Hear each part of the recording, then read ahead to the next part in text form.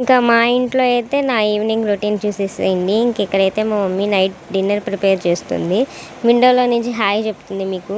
ఇక్కడైతే మా బుడ్డది నేను కూడా చెప్తాను నన్ను కూడా తీ వీడియో అని చెప్పి ఇది కూడా వచ్చింది చూసారా. ఇదేంటి నాన్న అంటే ఆవు బొమ్మ అంట. చూడండి మీకు కూడా చూపిస్తుంది. భలే క్యూట్గా ఉంది కదా. ఇది ఎక్కడ పగలగొట్టుద్దా అని నాకైతే భయం వేస్తుంది. బట్ పగలగొట్టలేదులే, ఆడుకుంటుంది. ఇక్కడైతే తనే చదువుకుంటుందంట.